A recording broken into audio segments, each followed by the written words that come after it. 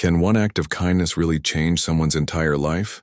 That's the question that will echo in your mind as you hear what happened to a quiet mechanic in a dusty corner of a small town, where the loudest thing in the air was usually the sound of socket wrenches and the slow groan of rusted engines. But one day, something else filled the air. Something impossible. The low hum of jet turbines, landing not at an airport but right outside his garage. But before we get to that moment, let me tell you how it all began. The story starts with a man named Jonah Reese. Jonah wasn't rich, he wasn't famous, he didn't even have a college degree. What he did have, though, were hands that knew how to fix anything, a garage that always smelled like gasoline and old leather, and a heart that had never turned away anyone in need. Jonah had been a mechanic in Maple Ridge, Alberta for nearly 20 years. His garage was more rust than metal, with peeling red paint and a sign that read, "Jonah's Fix It All," swaying on a single nail. He didn't have a receptionist, he didn't have business cards, but what he did have was trust. People brought their broken-down pickups and clunky tractors to him, and they always left with more than just a repaired engine. They left feeling seen, but Jonah's days were long and quiet, until a little girl named Emily rolled into his life. Emily was 8 years old, sharp as a tack, and wheelchair-bound from a spinal injury caused by a car crash 2 years prior. Her right arm had limited mobility, and her parents couldn't afford the complex prosthetics that could help her eat or draw again. Emily didn't complain, though. She showed up every afternoon with her grandfather, who delivered parts for Jonah. While her grandfather worked, Emily sat quietly on an old stool near Jonah's workbench, sketching with her good hand. At first, Jonah didn't say much, but one day he looked over her shoulder and saw what she'd been drawing. Robots. Not just any robots. Robots with emotion in their eyes, with outstretched arms holding flowers, with tiny heart symbols etched into their chests. "You ever want to build one of these?" Jonah asked her, his voice gravelly but kind. She nodded, her eyes wide. "I want one to help me draw again. But it's silly." Jonah knelt beside her, rubbing the oil off his hands with a dirty rag. "Kid, silly dreams are the ones worth chasing." That night, Jonah couldn't sleep. He lay awake thinking about Emily, about how unfair life was, about how she never asked for help, never whined, never even expected kindness. The next morning, Jonah began digging through his junk pile behind the garage. Old RC car parts, servo motors, scrap aluminum, wires from broken fans. He wasn't a biomedical engineer, but he knew machines. By the time Emily came in 2 days later, Jonah had something in his hand, a metal arm, about the length of a pencil, with a simple grip at the end. Emily blinked. "What's that?" "It's version 1, Jonah said, scratching the back of his neck. "It's not fancy, but it might help you hold a pencil steadier."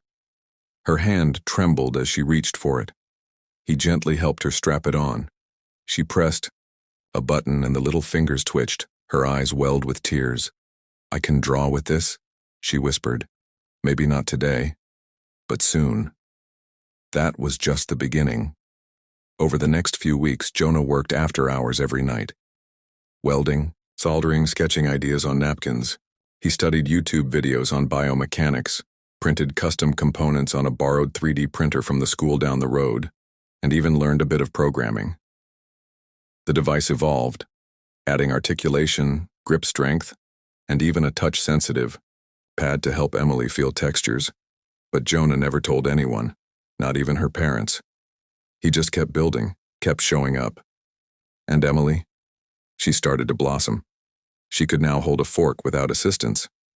She could draw her robots again, better than before. One day she even painted Jonah's portrait and gifted it to him. It hung proudly in the corner of the garage, taped to the toolbox. Then one Saturday morning, as Jonah was working under a rusted Chevy, the ground started to vibrate. He thought it was an earthquake. But when he rolled out from under the car, wiping the sweat from his forehead, he saw something that made his jaw drop. A private jet. A full-sized, gleaming white jet was landing on the vacant strip of road behind his garage. People came running from all over town. The noise, the wind, it was surreal.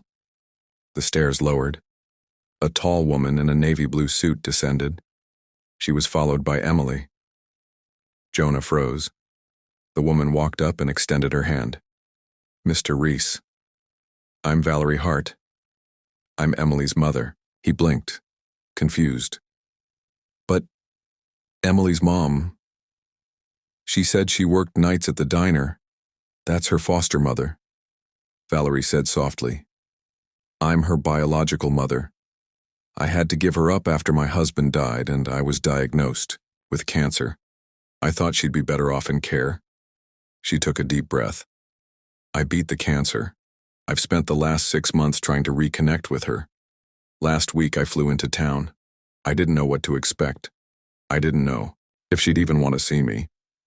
She turned to Emily, who was smiling behind her, her robotic arm glinting in the morning sun.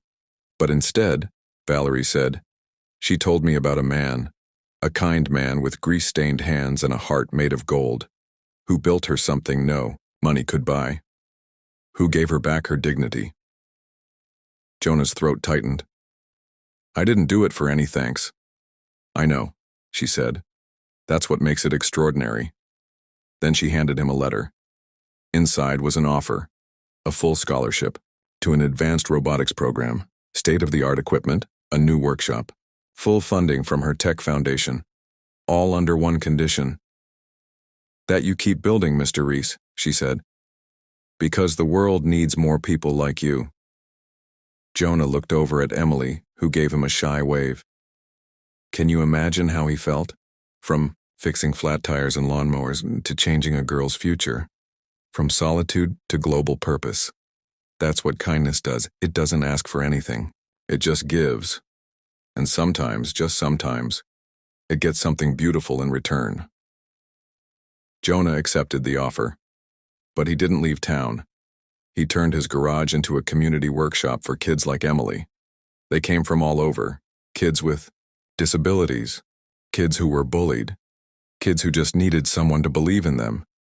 And every time one of them picked up a wrench or coded a robotic finger, Jonah stood quietly in the background, smiling, because he knew something the rest of us are still learning, that kindness is the only thing that multiplies when you give it away.